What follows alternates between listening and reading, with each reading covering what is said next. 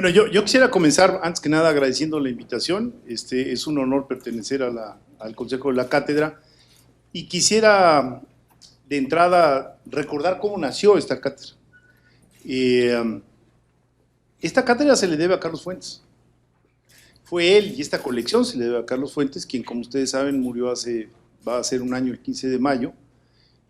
Fue él quien en una conversación, me acuerdo muy bien, veníamos en un automóvil y venía yo manejando, entonces le dije, fíjate que hoy en la mañana o ayer en la mañana le pregunté a mis alumnos de la UNAM si habían leído La Cena,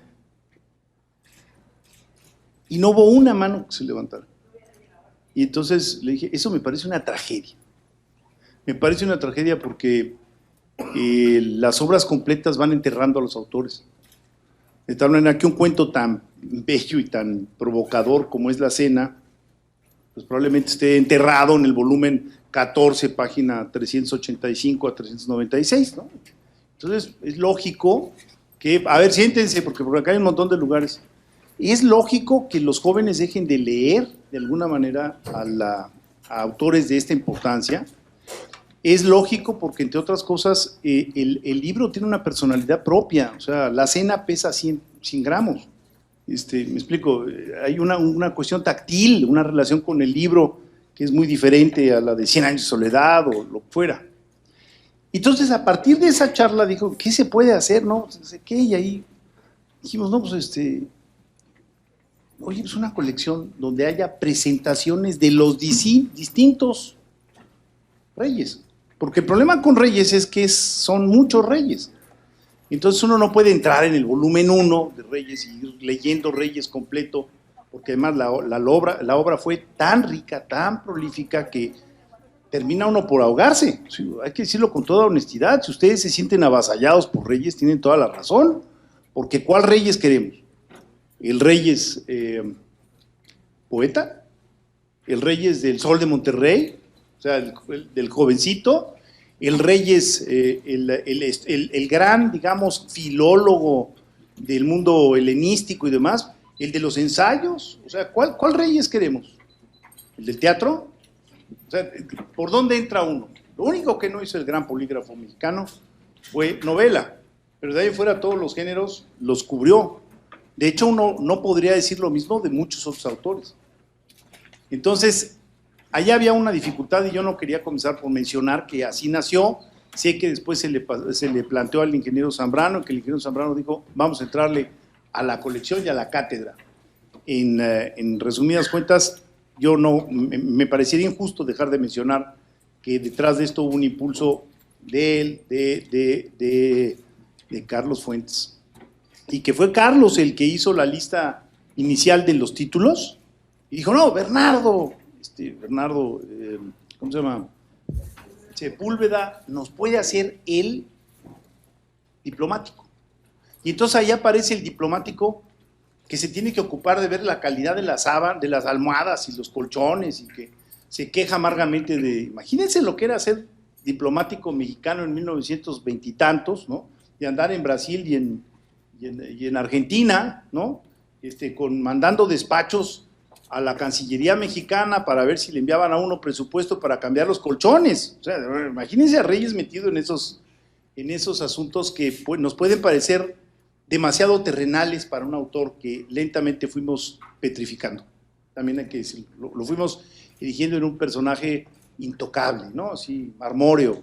Y entonces, claro, pues los jóvenes no se acercan porque dicen, Reyes, no, Reyes es asunto mayor, yo no puedo convertirme en conocedor de Reyes porque es una obra demasiado amplia. Entonces yo creo que parte de las lecciones de Reyes periodista son varias, pero una de las lecciones es que Reyes no lo consideraba un subgénero. O sea, de entrada, Reyes dijo, periodismo. A ver, también recordemos cómo llega Reyes al periodismo.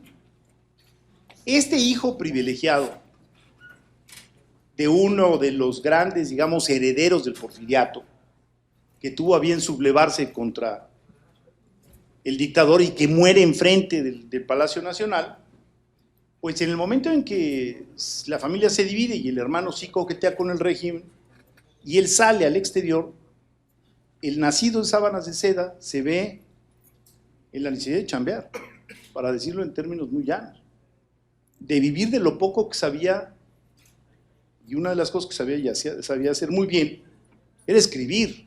Entonces, primero se va a París, después de París se va a Madrid, y en Madrid se da una muy afortunada coincidencia, diría yo, para las letras mexicanas, y es que se encuentran dos españoles y dos mexicanos notables. Enrique Díez Canedo, que como saben ustedes es el abuelo del que fuera director del fondo hasta hace unos meses, y quien fuera hijo del gran editor, don Joaquín Díez Canedo, que fundara una editorial en México, donde está mi primera novela, curiosamente, que se llamó Joaquín Mortiz, una de las editoriales que se caracterizaba por publicar textos de altísima calidad y ser un fracaso desde el punto de vista comercial. O sea, siempre estaba quebrada. Joaquín Mortiz siempre estaba quebrada, y don Joaquín siempre estaba amargado porque las bodegas estaban llenas y tenía una oficina ahí en la calle de Tabasco, en donde llegaba uno y le decía uno agorzomado, no, es que esto es un fracaso, yo no sé qué hago aquí de editor, y se peleaba con Giner de los Díos, que estaba del otro lado de la mampara, y al centro del edificio había un montón de ejemplares ahí tirados, desordenados. Bueno, pues José Emilio Pacheco, ¿qué quieren? Octavio Paz, Carlos Fuentes, todos ahí, ¿no? Botados, Cantar de Ciegos, no, hay todo en bola. Esta coincidencia de don Enrique, hay que ponerlo así, con el don José Ortega y Gasset, ¿no? Y los jóvenes, Alfonso Reyes y Martín Luis Guzmán, hace una mancuerna sensacional, porque son realmente ellos dos los que apadrinan a los jóvenes mexicanos sin recursos, jóvenes mexicanos sin profesión todavía y sin chamba. Y entonces les dicen, a ver, mira, ¿por qué no te conviertes en editor de esta revista? Y entonces convierten a don Alfonso en editor de un semanario, y ahí empieza el asunto de, a ver, vamos a corregir planas y vamos a ver que tenga más impacto esto, diríamos punch ahora, ¿no? A ver, ¿cómo puede ser una cabeza que tenga más punch? Y ellos dos, jóvenes, muy jóvenes, les toca en fortuna que están haciendo el cine. Que en ese momento, ojo, no son los Arieles, ni los Óscares, ni lo que ustedes conocen, sino imagínense una cosa nueva que algunos dicen que es arte y otros no.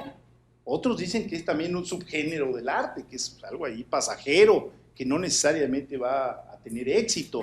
Y estos dos jóvenes se asocian y publican una columna que se llama Firmada por Fósforo, ese era el seudónimo, y por lo visto, pues jaló bien Fósforo, porque Fósforo, debo decirles que escribir a cuatro manos es muy difícil. Por experiencia propia les digo, escribir a cuatro manos es muy complicado porque pueden terminar acuchillando al amigo. O sea, ¿no? Porque cada quien tiene formas diferentes de concebir la línea, el párrafo, todo, ¿no? Entonces es muy difícil, y por lo visto, algo que nada más lo intuyo, lo digo en el texto, es que debe haber sido una relación bastante grata porque se siguieron llevando. Y lo que es más, reeditaron los textos. Cuando Martín Luis Guzmán se regresa a los Estados Unidos o viene a los Estados Unidos y se acaba Fósforo, que continúa en una vertiente, digamos, ya nada más con Alfonso Reyes, después hay correspondencia entre ellos, o sea que fue una experiencia grata. Y quiero imaginarme esas tardes, perdona, aquí entraría la parte de la literatura. La literatura también ayuda a entender pasajes de la historia de los cuales no tenemos mucha información. Quiero imaginarme los gozosos. Se ve que se divirtieron mucho haciendo la columna. Y esta columna le tocó en suerte también ver transformaciones muy importantes. Como por ejemplo, el cine mudo era mucho más universal que el cine hablado. Entonces, imagínense el cine mudo. Las escenas aparentemente no tenía demasiada nacionalidad o demasiada carga nacionalista, ¿no? Y entonces todo el mundo podía sacar más o menos las conclusiones que debiera. Pero ¿qué ocurre cuando aparecen los subtítulos? Entonces, en una sala como esta, ¿quién vio Cinema Paradiso? Bueno, ¿se acuerdan de esa escena donde todo el mundo se pone a leer los subtítulos? Y entonces lo leen mal porque no conocen la puntuación, no conocen las comas, no conocen... No. Entonces, es un acto, digamos, de apropiación del texto, de apropiación colectiva del texto, pues bastante fallido, porque además imagínense los niveles educativos de ese momento, la gente medio leía, y no era lo mismo pronunciar en Cataluña que pronunciar en Andalucía. Entonces había una lectura muy disímbola de los textos. Entonces a don Alfonso ya, bueno, en ese momento no era don Alfonso, era Alfonsito, como le decían, Alfonsito, ¿no? Alfonsito y a Martín Luis Guzmán les toca esta etapa, es arte, no es arte, se enriqueció o no se enriqueció con la versión hablada, extrañamos a la muda, no extrañamos a la muda, o sea, es un momento apasionante. Uno entiende que este par de jóvenes se hayan clavado, como diríamos ahora, en este tema, ¿no? En este tema del cine y de hacer periodismo y de estar haciendo crónica. Dice Barbachano Ponce que probablemente esa columna fue la primera columna, ahí lo cito en un texto que me hicieron a llegar muy amable de Tinajero, un texto en donde él dice que probablemente haya sido la primera columna de crítica cinematográfica del mundo. Lo cual que habla del arrojo. O sea, se ve que don Alfonso no creía en la pureza de los géneros. O sea, poesía, ensayo, teatro, cuento, y ¿por qué no periodismo? Y le mordió el veneno del periodismo, que se mantuvo haciendo no solo periodismo, sino crítica al periodismo, o digamos ahora, teoría del periodismo, hasta muy bien entrados sus años. Bueno, ahí está el ensayo sobre lo de las agencias, que es de una vitalidad, digamos, es de una presencia y de una pertinencia en estos días total. Entonces yo por ahí contestaría tu pregunta. Me parece muy interesante el momento en que Alfonso Reyes vive este surgimiento del cine y como tú dices, no se sabía si era arte, si era qué. Yo creo que estamos viviendo un momento similar con el surgimiento de Internet y la inmediatez que esto implica, la importancia de el adelantarse, el estar, ya no hay ese tiempo que se tenía en el periodismo impreso, que se tenía antes de Internet. ¿Qué hubiera hecho don Alfonso si hubiera vivido en una época como la actual, en la que el que gana la nota es lo más importante y el apegarse a los hechos deja de ser tan importante para dar paso a una mezcla mucho más interesante como es el periodismo y la narrativa o el periodismo literario, que bueno, incursionan García Márquez y todos estos, Tomás Eloy Martínez, etcétera? Creo que Alfonso Reyes hubiese sido quizás aún mejor, ¿no? Y en su momento pues se adelantó a una época que ahora, bueno, ya está reconocido como un género importante, ¿no? ¿Qué opinas sobre eso? ¿Pudiéramos hablar sobre esta mezcla de géneros? A ver, yo creo que don Alfonso tenía, como muchos de nosotros, reacciones ambiguas frente a la modernidad, así para decirlo en términos moderno. ¿Por qué? Porque, por un lado, entendió la importancia de captar el instante. Y dijo, parte del ejercicio aquí es captar el instante. No tengo tiempo de irme a meter a la biblioteca, a hacer un sesudo análisis y consultar todas las fuentes. Para hacer eso voy a perder la oportunidad de entrar en el instante. Tengo que abarcar horizontal y no bomba de profundidad, sino tengo que tratar de pescar al mayor número de lectores posibles, porque recordemos que vivía de eso, o sea, no era una subvención, no era una beca, o sea, le pagaban su dinerito y a través de esos dineritos pues se casó y empezó a crear familia y demás, o sea, lo hizo profesionalmente. Yo creo que ahí fue muy moderno y fue un hombre que conceptualizó muy bien y dijo, ¿qué puedo yo aportar al periodismo? Pues la cultura que tengo, gran lector. Ustedes imagínense tener de alguna manera de reportero Alfonso Reyes. O sea, no está mal, ¿no? Nada mal, o sea, ¿no? Y contábamos el otro día, el jueves, en el TEC allá en México, que ha habido muchas experiencias afortunadas de las cuales nos olvidamos, pero el propio Kapuscinski hace una defensa a muerte del oficio y de la necesidad de que esos ojos, esas esos oídos, tengan una cultura que les permita ir más allá de lo evidente. Y de tal manera que narrar lo evidente, pues es un trabajo bastante fútil. Lo importante es cómo interpretar, reinterpretar, darle un contenido en tiempo real a las cosas, en tiempo real. Entonces, el dilema ha cambiado en un sentido desfavorable, porque decimos, bueno, estamos invadidos por el instante. Pero también ha cambiado en el sentido de que cualquiera puede ahorita abrir su iPhone o su iPad y estar consultando información. Y entonces ya no necesitamos ir a la biblioteca. Como dice un amigo mío, se acabó la discusión. ¿Cuándo nació fulano? 57, mano. Se acabó la discusión. Entonces, también ha cambiado, porque tenemos mucha más información al grado de que quizás seamos la primera generación que podríamos estar avasallada, o que podríamos ser avasallada por la sobreinformación que no ha sido digerida.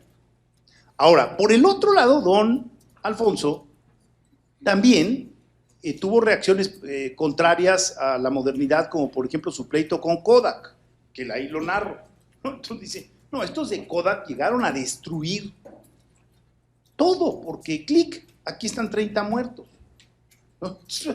¿Cómo? Clic, ahí me retratan 30 muertos. Bueno, ¿qué diríamos nosotros con las pilas de muertos que hemos visto en los últimos años?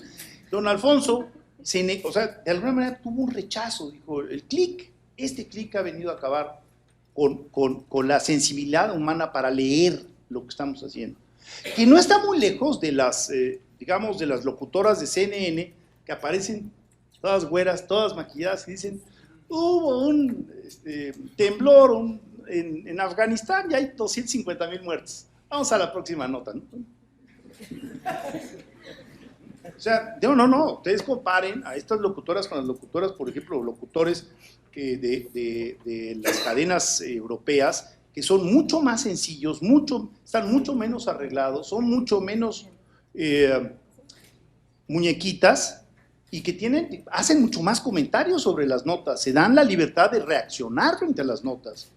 Y ahí don Alfonso tuvo un atisbo, digamos, de perspectiva notable, que es su pleito con las agencias, que viene en el penúltimo de los ensayos del libro. Tiene una mala reacción frente a las agencias. Bueno, aquí hablando de las agencias, yo creo que un excelente ejemplo de esto sería Kapuczynski, que trabajó en agencias, que tenía que escribir 200 palabras, eso lo vemos en mi clase con mis alumnos, 200 palabras porque era por telex, ¿verdad? Por telégrafo, y sin embargo él guardaba su otra libreta para poder hacer una narración interpretativa, para ponerse en el lugar del otro, para realmente hacer un periodismo que contara historias, y de ahí salen sus libros tan interesantes como Ébano, como Los viajes de Heródoto, etc. Entonces, creo que don Alfonso de alguna manera es un visionario que se adelantó a su época, y más ahora que estamos ante esta crisis de qué va a pasar con el periodismo impreso, o sea, cuál va a ser el papel del periodismo impreso, y una de las respuestas es precisamente el periodismo interpretativo. Es decir, no solamente quiero saber qué pasó y cuándo pasó y cómo pasó, quiero saber cuáles serán las posibles consecuencias, en qué va a repercutir, y don Alfonso de alguna manera lo hace desde ese momento. Me parece interesante. Sí, hay ahí como una especie de responsabilidad del impacto de la nota. No solo es llegar a tiempo, sino es calcular el impacto de la nota. Eso por un lado. Por el otro lado le preocupan mucho dos asuntos. Uno, la homogeneidad.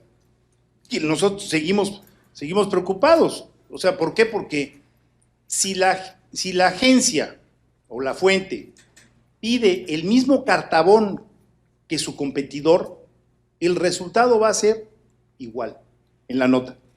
¿Sí? Entonces, bueno, son 2,000 caracteres y son no sé qué, y la cabeza tiene que ser así y ya. Entonces, bueno, pues más o menos sale lo mismo. Si a eso le suman ustedes que muchos de los reporteros, digamos, hay una endogamia entre los reporteros que algunos periódicos han tratado de combatir, porque, digamos, si salen a la 1 de la mañana se suben al mismo taxi, ya están cansados, ¿no? Y entonces, ¿cómo viste las cosas? Pues la vi así, la vi asado. No, yo pensaba. 45 minutos después, el cóctel es el mismo. Y al día siguiente publican lo mismo.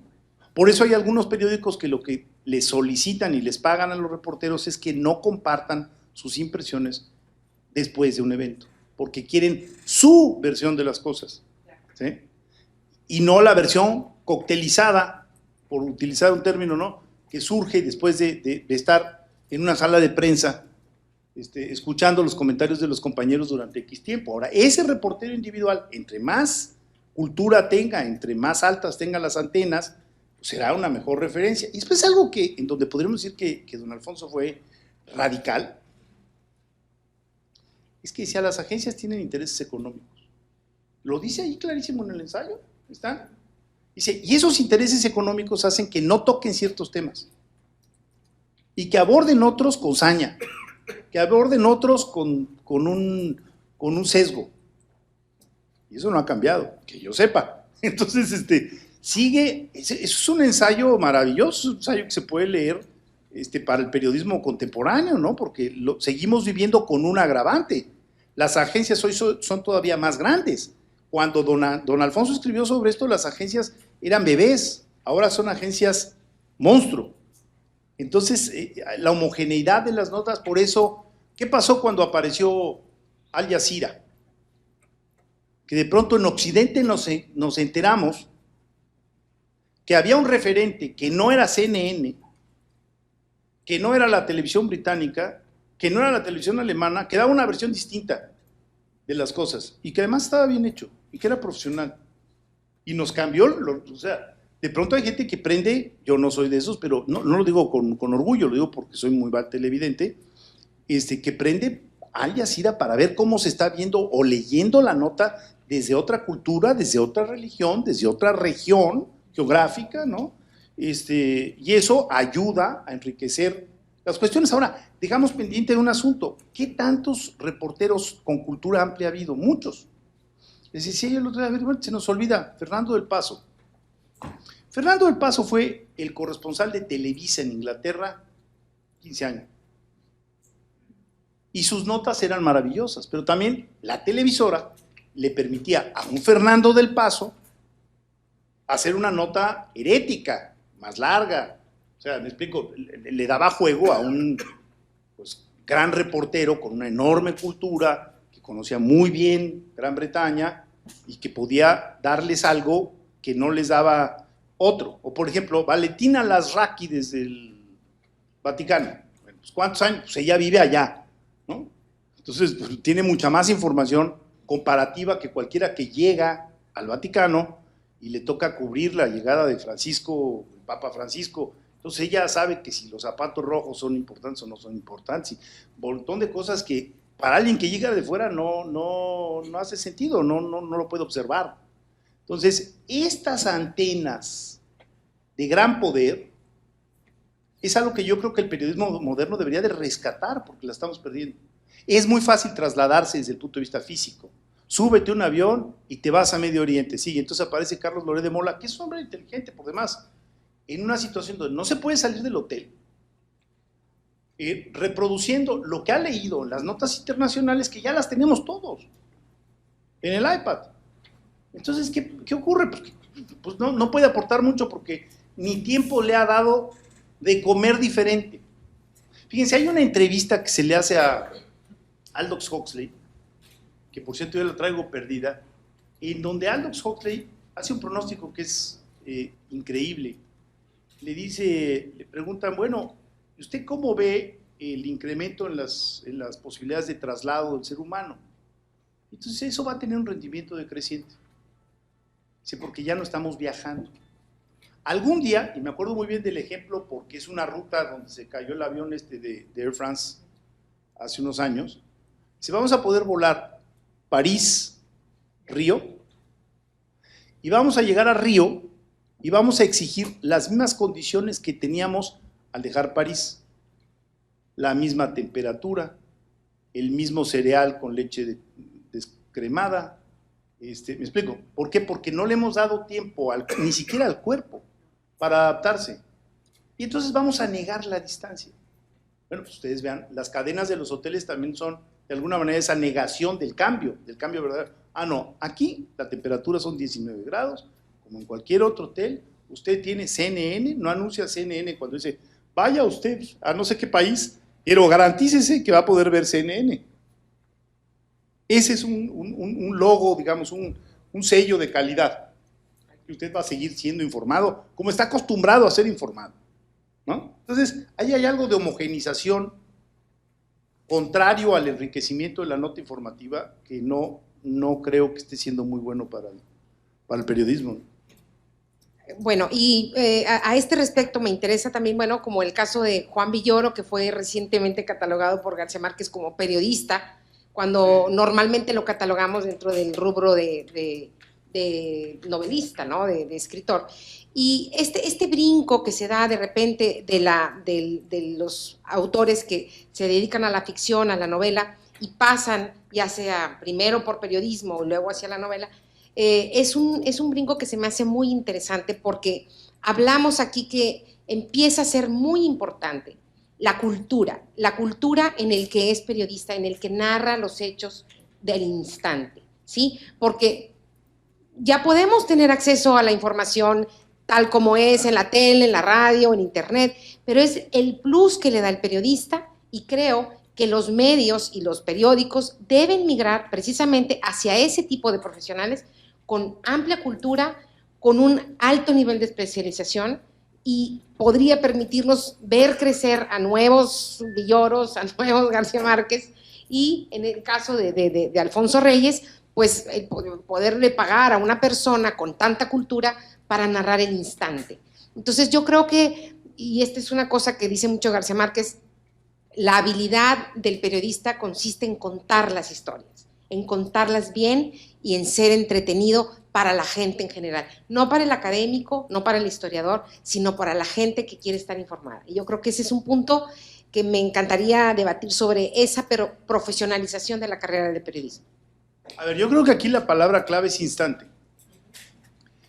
Para un académico, el instante, la fugacidad del instante, que ahí lo abordo en el texto, en la presentación, era una trampa, ¿sí?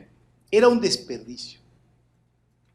Pero de pronto nos damos cuenta de que hay instantes que son determinantes en la historia de la humanidad. Se puede sonar así muy rimbombante, pero lo es. O sea, es cierto. Hay un libro de Stefan Zweig que se llama Los momentos estelares de la historia, en donde describe batallas, sucesos muy concretos, ya no les digo mes a mes o día a día, hora por hora. ¿Por qué? Porque ¿por qué llegó un general o por qué se equivocó X, la Armada Invencible, ¿no? Entonces, ¿por qué? ¿Cómo llegamos a ese error y cómo podemos explicar ese instante? Entonces yo creo que estamos en una revaloración del instante. Si les interesa el tema, hay un libro de un historiador inglés que se llama George Lukács, no como George Lucas, sino Georgie, aquel era Georgie Lucas, este es George Lucas, que se llama los 5 días claves de mayo. Y es la correspondencia y los telegramas que se están enviando entre Churchill y Roosevelt. Churchill tratando de explicarle a Roosevelt que si no toman una decisión de intervenir en las próximas horas, se va a perder la guerra. Y que Occidente se va a venir abajo. ¿Por qué? Pues aquel con las B-2 cayéndole encima, ustedes imagínense a Churchill, ¿no? Y Roosevelt, pues del otro lado del mar, porque al fin y al cabo pues ellos decían, ¿para qué me meto en el asunto? Son unos telegramas verdaderamente fantásticos y yo diría que son la recuperación del razonamiento del instante y le presentan a uno este Churchill desesperado por recibir la respuesta, pegado al telegrama. ¿Sí me explico? Lo acabamos de ver todavía en la película esta de, ¿cómo se llama? ¿Mandé? No, la del discurso del rey. Sí, el discurso del rey, en donde todavía la comunicación es, todavía depende de esa velocidad, ¿no? De que tenemos. Entonces, el instante que antes era despreciado, ahora empieza a ser más valorado. Y eso solo lo pueden cubrir periodistas que son periodistas en el sentido amplio, que es lo que el Gabo siempre ha defendido. O sea, no el periodista banal, que no. A ver, un periodista que tiene una sensibilidad para cubrirte áreas que normalmente no estarían en el registro siquiera de alguien que está contratado para enviar líneas, sino que tiene la curiosidad, la sensibilidad, y la sensibilidad es un músculo. Y después hay un verbo aquí que es impresionantemente atractivo, que es la improvisación. Mientras la improvisación siempre fue mal vista, y yo hace años que la vengo defendiendo, desde Conocer y Decidir, que fue mi curso de epistemología. Yo daba epistemología, yo creo que daba epistemología. Ahora cuando todo el mundo me dice, no, pues, se dedica al análisis político, le digo, si supieran de dónde vengo. La improvisación es un acto para el cual uno puede... Tenemos la imagen, una mala imagen. La improvisación tiene cosa de bastante mala fama. Es un improvisado. Es un improvisado. Pero a ver, perdón. A ver, vamos con calma. Un piloto asciende en función de las horas de vuelo que lleva. El copiloto puede tener más o menos los mismos conocimientos. Y sin embargo, la decisión se deposita en el piloto. ¿Por qué? Porque hay algo, eso que llamamos sabiduría,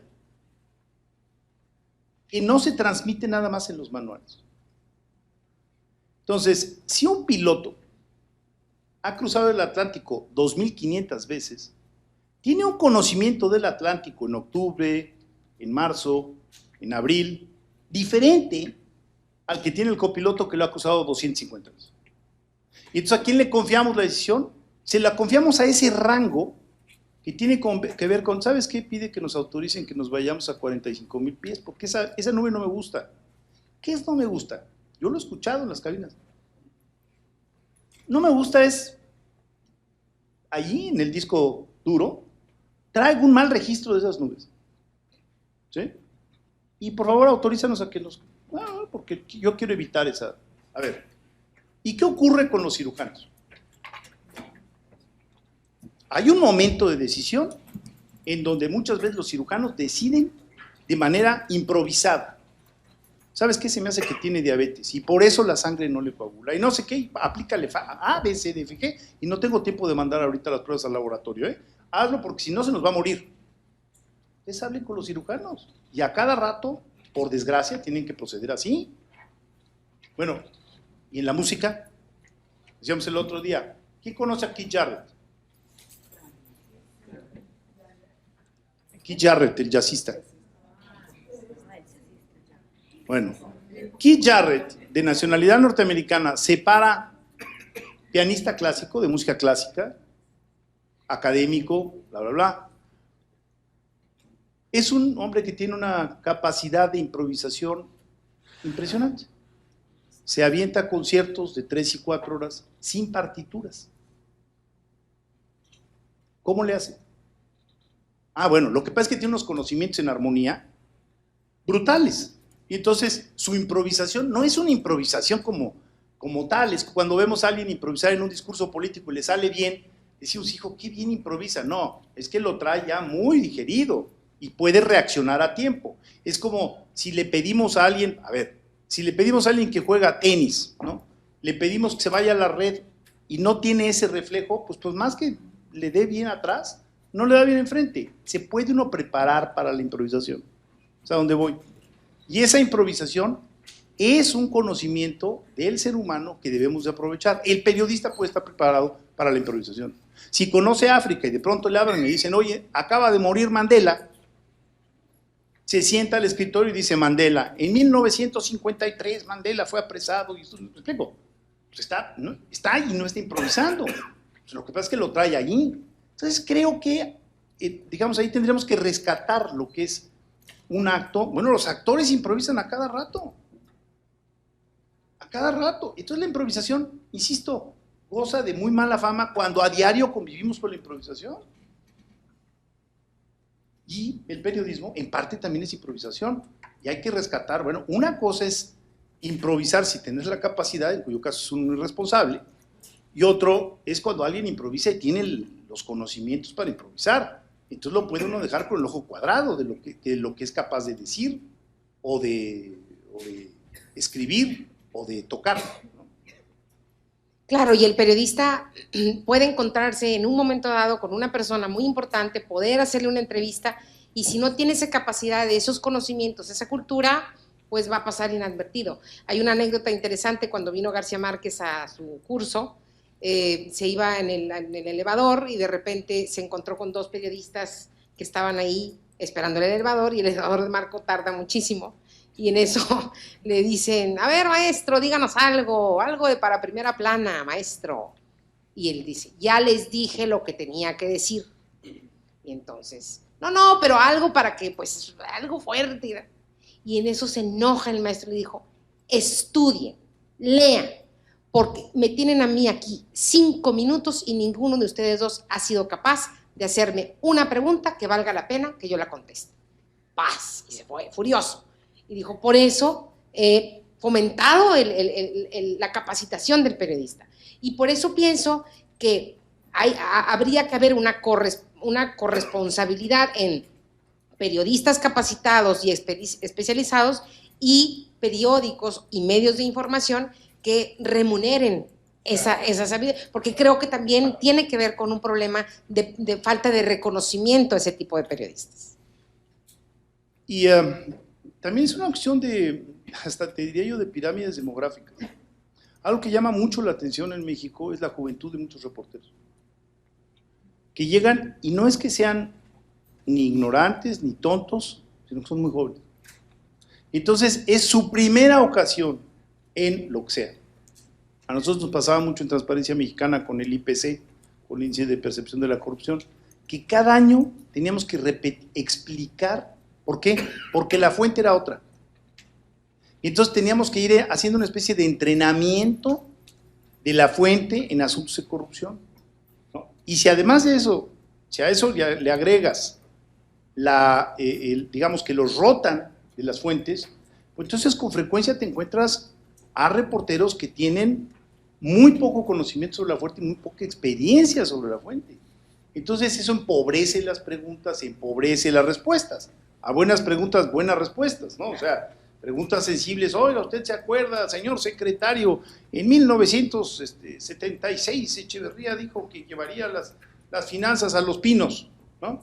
Eso te lo va a decir alguien que lo leyó, pero con una pirámide demográfica tan inflada como tenemos ahora, que ya se empieza a reducir en la base, pues muchos jóvenes están por primera vez accediendo a una fuente y no se logran especializar, ni son incentivados en la improvisación. Te pongo un ejemplo. En la UNAM, la divulgación no cuenta para las promociones académicas. A ver, perdón, pero divulgar es muy difícil. O sea, hay personas que tienen la cualidad de poder divulgar el conocimiento y la gran mayoría no lo tienen. Entonces uno se encuentra con científicos muy connotados que son un ladrillo. ¿Sí? Digo, con toda honestidad, dice uno. Pero por ejemplo, John Kenneth Galbraith, el gran economista norteamericano, escribió tratados de economía, ¿sí? Algunos de ellos realmente muy sugerentes. No tenía ningún empacho en hacer series de televisión donde describía, por ejemplo, qué es la inflación. Y usted quiere entenderla, y entonces aparecía John Kenneth Galbraith, que era un hombre muy, muy alto, según contaba Fuentes, medía 2,10 metros o algo así, y salía frente a la cámara tratando de explicar, entonces ponía 3 manzanas y 4 compradores, ¿no? Entonces, a ver, y hacía trabajo de divulgación. Allí están los videos, métanse a ver los videos que son fantásticos. O el propio Carlos Fuentes con El espejo enterrado. Cuando se metió a hacer El espejo enterrado, lo que estaba haciendo es divulgación histórica de asuntos que nosotros pues no teníamos por qué conocer, que venían de atrás. Pues era divulgación, era un trabajo básicamente de divulgación. O podríamos decir Sabater. El éxito de Sabater está en que no ha escrito tratados, ¿no? Tratados, los tratados ya pasaron de alguna manera, ya pasó su momento, su ciclo histórico. Estamos en una etapa en donde, bueno, los grandes estantes de autoayuda deberían estar llenos de filosofía accesible, porque es lo que buscan. Entonces la divulgación ha, insisto, cuenta con una persecución injusta por parte del mundo profesional que dice, no, ese no es un trabajo serio. No es un trabajo serio, ¿por qué no es un trabajo serio? Llevar al vulgo, al común, asuntos complicados, ¿qué es lo que hizo Ortega y Gasset? A ver, bueno, Ortega y Gasset hizo, bueno, el famoso tríptico, está Kant, está Hegel, no me acuerdo cuál es el otro, que son 30 cuartillas sobre Kant, 30 cuartillas sobre Hegel, bueno, sigue siendo insuperable. ¿Por qué? Porque lo escribió para legos. Qué trabajo, ¿eh? Léete 4 capítulos de Habermas. Bueno, sigo. Y puede ser un filósofo tan serio o más que Ortega y Gasset. Quizá sea uno de los últimos grandes tratadistas de filosofía del siglo XX. Pero, hombre, cuesta mucho trabajo. Ahí el sujeto, además de que en alemán se pueden hacer construcciones particularmente complejas, el sujeto no tiene ningún interés en divulgarlas, ¿no? Entonces se separan los mundos, y si encuentras a alguien que puede hacerla de puente de un lado al otro, es oro molido. No sé si alguien del público quisiera hacer una pregunta, aprovechando la presencia del maestro Federico Reyes Heroles. A ver si. Gracias, Federico, es un gusto escucharte. Una vez más, te escuchamos a veces conduciendo aquí en Monterrey, por ahí cuando hablas con Jorge. Quiero decirte que en días anteriores no había habido el sol de Monterrey. Hoy se brindó un sol de Monterrey que acabas de invocar, muy adecuado para tu visita. Es todo. José de Jesús Zapata Torres. ¿Alguien más? Ahí.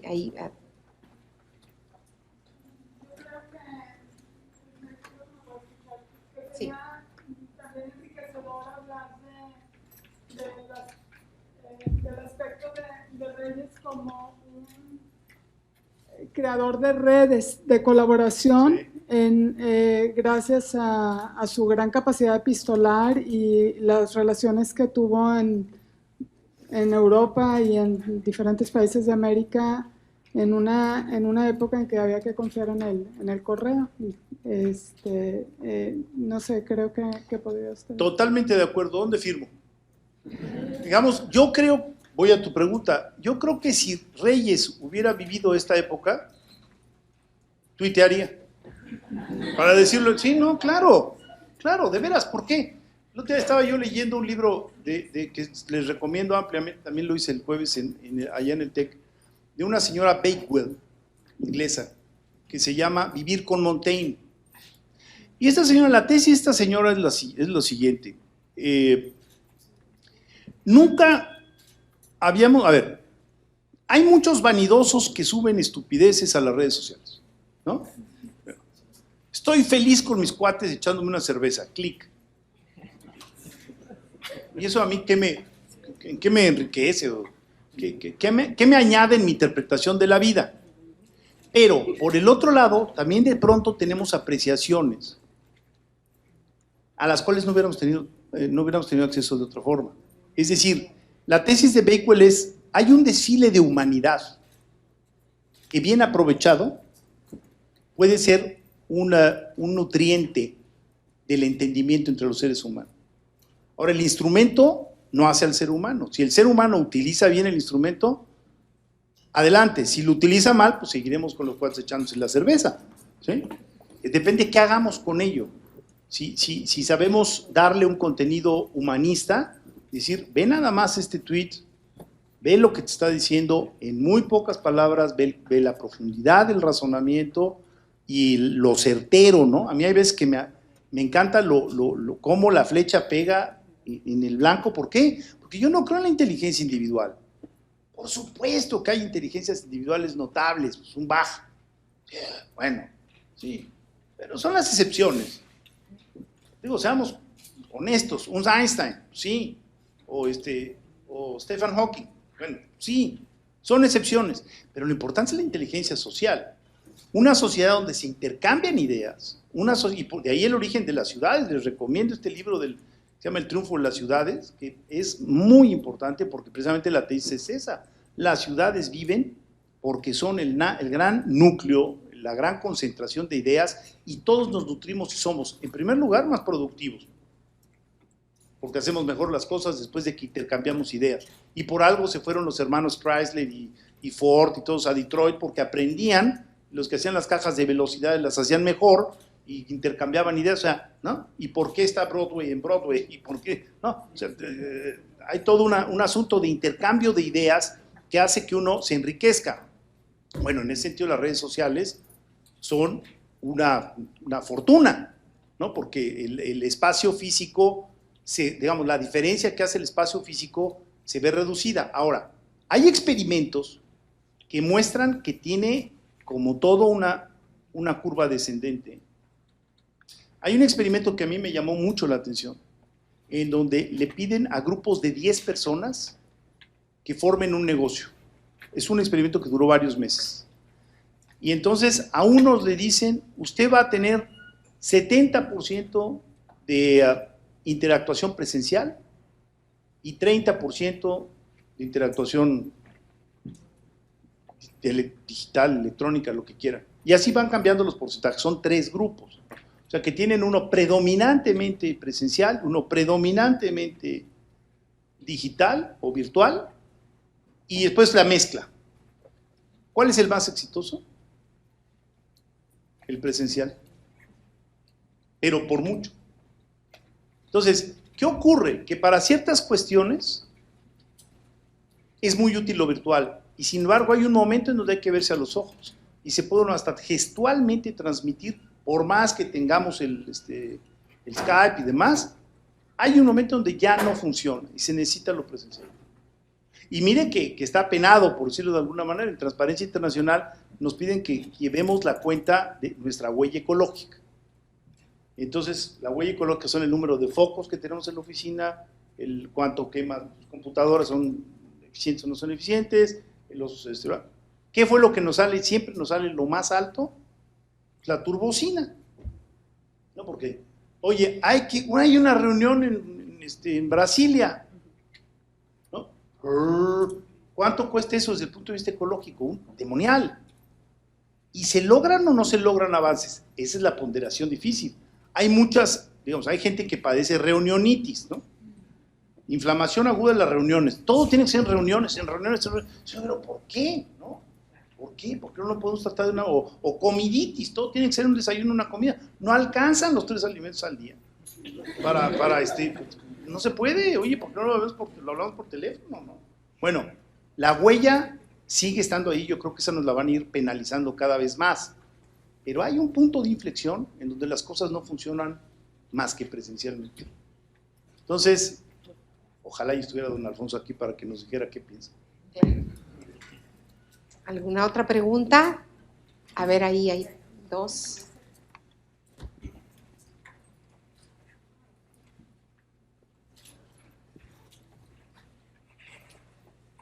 Bueno, completamente de acuerdo con lo que dice, que nosotros actualmente hacemos un mal uso de las herramientas de las redes sociales. Ahora mi pregunta sería, ¿cómo nosotros los jóvenes, que somos futuro del periodismo latinoamericano, cómo podemos hacer uso de esas herramientas? Siendo que, teniendo en cuenta de que hasta en los mismos periódicos se escribe de diferentes formas, tanto para el periódico impreso como para Internet. Ahora, ¿cómo podemos nosotros hacer uso adecuado de esas herramientas, siendo que, como decía un autor, las redes sociales fueron creadas con el fin de que el ciudadano exprese lo que los medios de comunicación le negaron a expresar? Habría que hablar de herramienta por herramienta, pero yo le sugeriría comenzar por un texto que a mí me sacudió la cabeza, que se llama Artificiales, lo que el Internet está haciendo en nuestras mentes. Ojo, el autor es un norteamericano que se llama Nicholas Carr, C-A-R-R. La tesis es muy buena. Él es un profesor de filosofía, no, de letras, que, tecnofan, tiene su Mac, no sé qué, anda todo el día conectado, y un día dice, algo en mi comunidad ya no está funcionando. Y hace un cuestionario muy breve, 10 preguntas, así como el cuestionario Proust, y se los manda a sus colegas y les pregunta, ¿cuál es la novela más larga que has leído en el último año? ¿Cuántas cortillas tiene? ¿Cuántas horas a la semana te la pasas leyendo? ¿Cuántas horas te la pasas frente a la pantalla? ¿Cuántas? 10 preguntas. No les hago el cuento muy largo, y además todo está documentado científicamente. La tesis es muy estremecedora. La tesis es, el instrumento cambia al cerebro. Entonces, bueno, vienen ejemplos de simios a los cuales aprenden a utilizar una pala y entonces a partir de que la pala, no sé qué, entonces el cerebro les cambia. Como ahora hemos avanzado mucho en detectar las horas del cerebro, las zonas del cerebro que se activan, pues esa es una información muy dura. Pero también hay información, por ejemplo, de los taxistas que entran al servicio. Ustedes saben que en Londres ser taxista es un oficio muy respetado. Hay cursos para... No cualquiera puede ser taxista en Londres. Tienen que conocer Londres. Y por eso los taxistas en Londres son, digamos, es un personaje central de la sociedad, porque son personas muy preparadas. Bueno, entonces les hacen análisis a los taxistas que entran al servicio ya con la preparación teórica de que reconozcan las zonas, etcétera, y que empiezan a aplicar. Ya a los 6 meses se les vuelve a hacer un análisis. Y en 6 meses hay áreas del cerebro que se les desarrollaron que tienen que ver con la ubicación espacial. O sea, el cerebro cambia y cambia muy rápido. Entonces, la pregunta es, ¿qué está ocurriendo con el Internet? No usar el Internet. Se suicida. Sino, ¿cuál es el límite en el cual ya no nos aporta y nos empieza a costar? ¿Qué quiere decir costar? Uno le pregunta a alguien, oye, ¿sabes algo del síndrome de acumulación compulsiva? Uy, no, pero hay un chorro de materiales ahí en el Internet, entre doctores. No, espérame, es que no quiero que me digas que hay muchos materiales en Internet. Quiero que me digas cuál es tu conclusión. Y lo más probable es que no haya leído ni siquiera uno de esos artículos. Entonces, por eso el libro se llama Superficiales, lo que el Internet nos está haciendo en las mentes. ¿Por qué? Porque sabemos de la existencia de todo y a la vez no conocemos bien algo. Entonces, nosotros tenemos que gobernar los instrumentos. En el momento en que los instrumentos nos gobiernan, algo va mal. Por ejemplo, eso lo trato en Alterados. Los contactos virtuales. Hay mucha gente que dice, no hombre, pues, son geniales porque puedes estar en contacto con tus amigos que están en Inglaterra o que están en no sé dónde, no sé. Ok. Nada más que hay estudios en Corea, que es uno de los países más conectados, que demuestran que hay una correlación estrictamente inversa entre los contactos virtuales y los personales.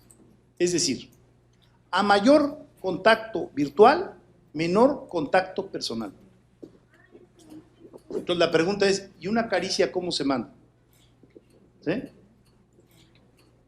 Y hay casos patológicos documentados de personas que solo tienen contactos virtuales. Entonces, dice uno, ¿cómo está este asunto? Otro libro que les sugiero que se llama The iGeneration. I de iPod, iPhone, whatever, ¿no? No sé si está traducido al español, el de Nicholas Carr sí. No lo sé. Es una maestra de escuela, de high school en California que dice, algo está pasando y yo no lo estoy registrando. Entonces empieza a hacer pruebas clínicas de cómo están evolucionando sus alumnos que ya pertenecen a la iGeneration.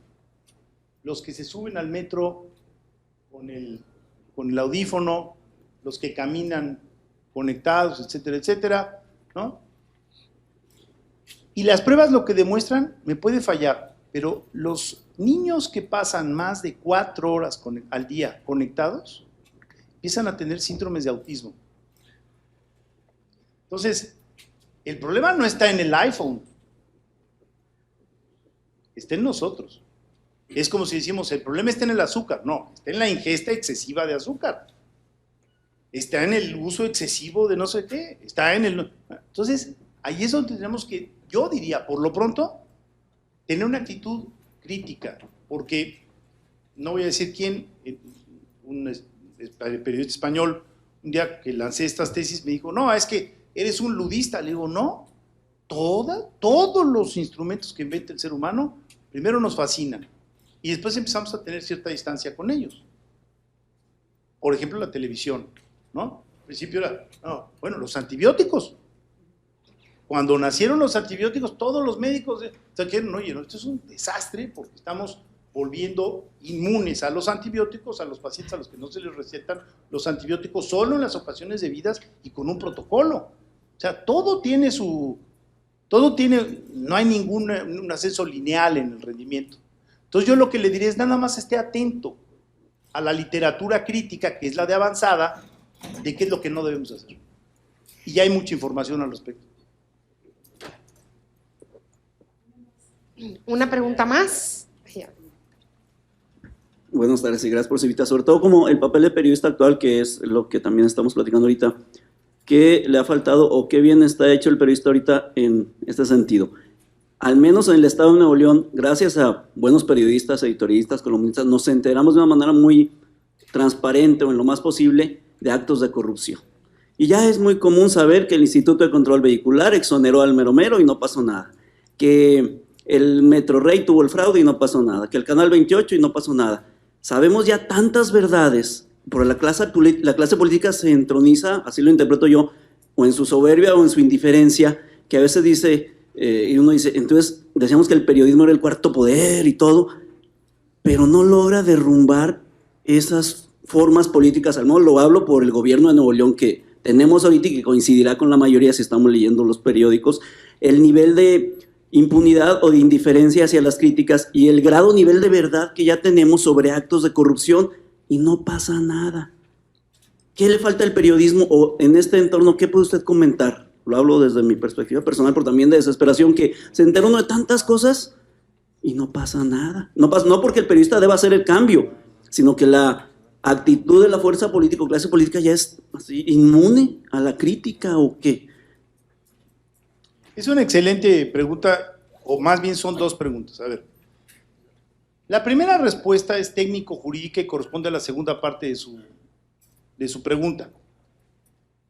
Mientras le digo que conocer y decirlo a mis alumnos aquí en el curso. ¿Ah, sí? Sí. La segunda pregunta tiene que ver con algo que en lo personal e institucional, y ahorita estamos dando la batalla, es extensivo a todo el país, incluso a la federación. Y es que mientras no tengamos fiscales, es decir, entidades independientes de investigación, independientes de los gobernadores, independientes del presidente de la República, la impunidad no va a disminuir. Y esa labor la están haciendo los periodistas. La denuncia, pero la parte de la persecución jurídica no le corresponde a los periodistas. Los periodistas pueden ayudar a que se finquen responsabilidades o se haga una investigación para afincar responsabilidades. Pero hemos llegado al cinismo de que, por ejemplo, ¿se acuerdan de aquellos de pronósticos deportivos a los que agarraron haciendo su doble jueguito? Muy ingenioso, por cierto, ingenio no nos falta, ¿no? Bueno, conocimos hasta las medidas de las camisas, o sea, nos lo sacaron en la pantalla y nos dijeron, son estos. Y la Procuraduría General de la República no investigó. ¿Por qué? Porque como el director de pronósticos deportivos es designado por una de las instancias del Ejecutivo Federal, pues resulta que el procurador no tiene mucho interés, para decirlo suavemente, en generar un escándalo de la administración a la cual le pertenece. Entonces es una contradicción de intereses, un conflicto de intereses. ¿Por dónde voy? Ahora que se está hablando de la Comisión Nacional Anticorrupción, no, fiscal especial anticorrupción, independiente del Ejecutivo, por un plazo determinado que se desfase del sexenio, para que ese señor se dedique, como en Estados Unidos, a hacer su trabajo ¿de qué? De fiscalía. La investigación de denuncia y de persecución, de quien sea. Si pertenece al Ejecutivo, si pertenece al Judicial, de quien sea. Pero ese personaje no existe en nuestro país porque tenemos el honorable monopolio de la investigación en manos del Ministerio Público. Todos los monopolios son corruptores, incluido ese, ¿eh? Entonces, fiscalías. El día que tengamos 33 fiscalías, las cosas van a ser muy diferentes. Tan es así que vean ustedes cómo cayó la impunidad en el Distrito Federal. La entidad que más impunidad tiene es Chihuahua, 97%. O sea, de 100 casos, solo 3 casos reciben investigación. Bueno, ¿para qué presentar la denuncia? Si no van a hacer nada, ¿para qué me pierdo el tiempo ahí? La que menos tiene 47, que es el DF. O sea, hay una diferencia abismal. Yo no digo que el 47 sea el Edén, pero bueno, en Alemania tienen 2,5. Pero bueno, 47 frente a 96, bueno, hasta me cae bien, vamos, lo digiero bien, ¿no? O sea, si uno, bueno, sí se puede. ¿Por qué? Por una mancuerna entre Mancera y Mondragón. O sea que sí se puede, sí se puede. Ah, pero es un caso atípico. En el resto de las entidades de la República, la cercanía del procurador con el titular del Ejecutivo local o federal corrompe todo. Voy a la segunda parte de su pregunta, el cinismo. Es que este asunto de estar siendo bombardeado con notas de tipo, digamos, de corrupción sin consecuencias, hace que en un momento determinado uno, ahora sí que haga zapping moral, ¿no? Si sabes que ahí muere, ya no quiero saber nada. ¿Por qué? Porque nunca ocurre nada. ¿Para qué invierto tiempo en esta historia si sé que no va a ocurrir absolutamente nada? Entonces, ese cinismo, digamos, de una información que no tiene repercusiones, pues es una reacción, por desgracia, lógica y perversa, profundamente perversa. No podría estar más de acuerdo con ustedes.